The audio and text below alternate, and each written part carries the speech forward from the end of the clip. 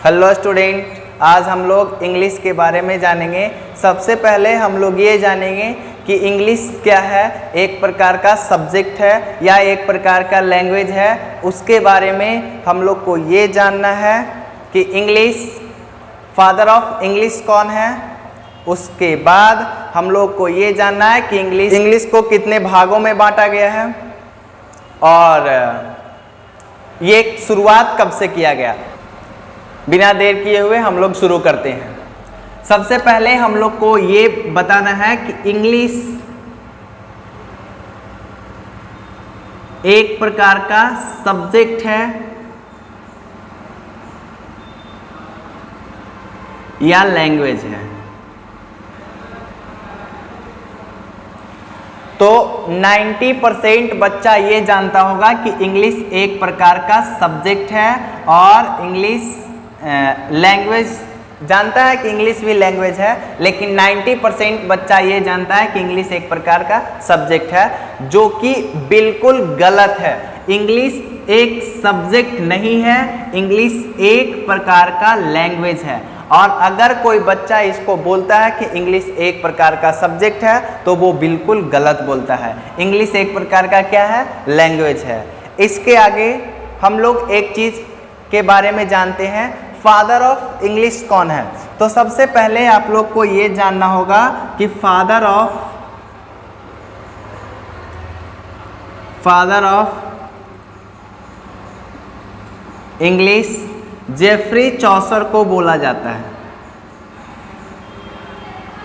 Geoffrey Chaucer,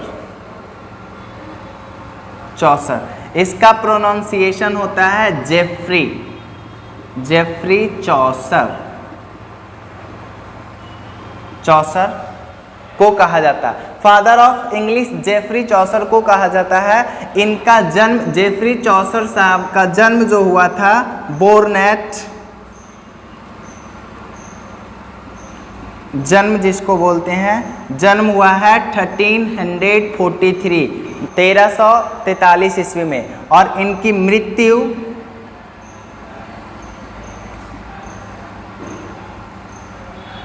इनकी date हुई है 25 अक्टूबर 1400 को। देखिए, आप लोग को मैं बताने जा रहा हूं कि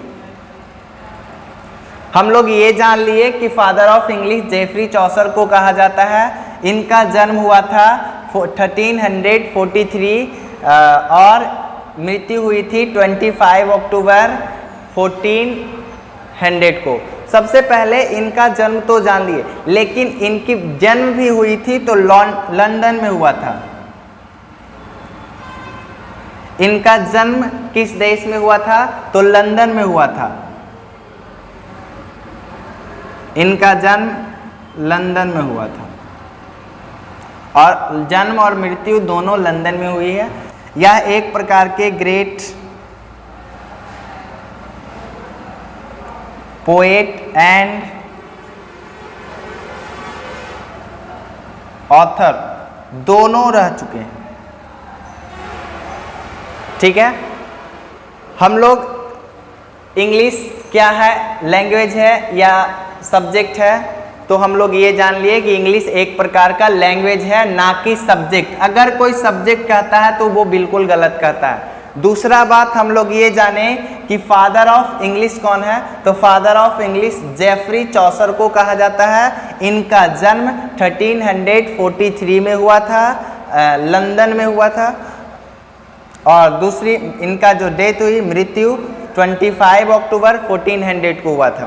ठीक है, यह एक प्रकार के ग्रेट पोएट, महान कवि और लेखक भी रह चुके हैं। ठीक है, आगे हम लोग चलते हैं फॉर्म्स ऑफ इंग्लिश के बारे में। इंग्लिश कितने प्रकार के होते हैं?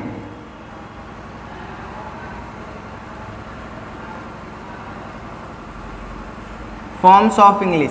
तो आज तक हम लोग सिर्फ इंग्लिश के बारे में जानते थे। क्या आपको पता था कि इंग्लिश का फॉर्म्स भी होता है? इंग्लिश का फॉर्म्स, इंग्लिश को 3 भागों में बांटा गया है। इंग्लिश को 3 भागों में बांटा गया है। पहला जो है ओल्ड इंग्लिश है, दूसरा मिडिल इंग्लिश बोला जाता है इसको।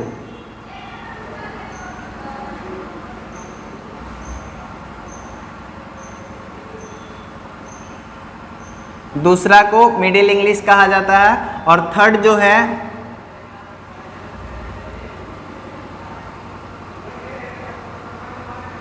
Early modern English.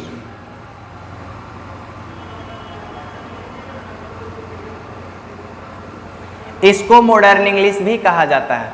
ठीक है, सबसे पहले हम लोग ये जानेंगे कि फॉर्म्स ऑफ इंग्लिश तो जान लिए कि इंग्लिश को कितने भागों में बांटा गया है। इतना जानने के बाद हम लोग को ये जानना है कि ओल्ड इंग्लिश की शुरुआत कब से हुई, ये कब से कब तक रहा, मिडिल इंग्लिश की शुरुआत कब से हुई, ये कब से कब तक रहा, और मॉडर्न इंग्लिश की शुरुआत कब से हुई और यह कब से कब तक रहा। देखिए, ओल्ड इंग्लिश की शुरुआत लगभग 7th सेंचुरी में हो गया था। ओल्ड इंग्लिश की शुरुआत लगभग 7th सेंचुरी में हो गया था। ये लगभग 450 टू 1066 AD तक चला। ओल्ड इंग्लिश की शुरुआत 7th सेंचुरी में हुई थी, यानी 7वीं शताब्दी में हो गया था। सेंचुरी का मतलब शताब्दी होता है, यानी आप लोग जान लीजिए कि ओल्ड इंग्लिश की शुरुआत 7th सेंचुरी में हुआ था और ये लगभग 450 टू 1066 450 टू 1066 ईस्वी AD तक रहा। उसके बाद ये आ जाते हैं, इसके बाद जस्ट मिडिल इंग्लिश आता है और मिडिल इंग्लिश की शुरुआत लगभग 13th सेंचुरी में हुई थी।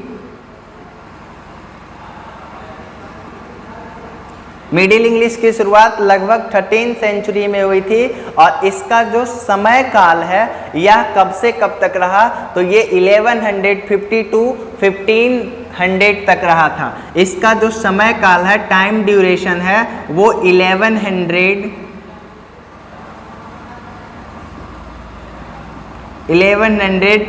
टू 1500 AD तक, ये भी AD होता है।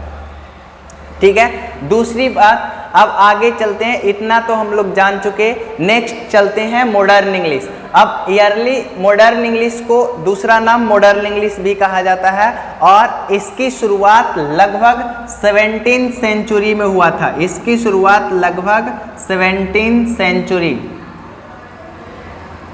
में हुआ था और ये अब तक चल रहा है, ये अब तक चल रहा है।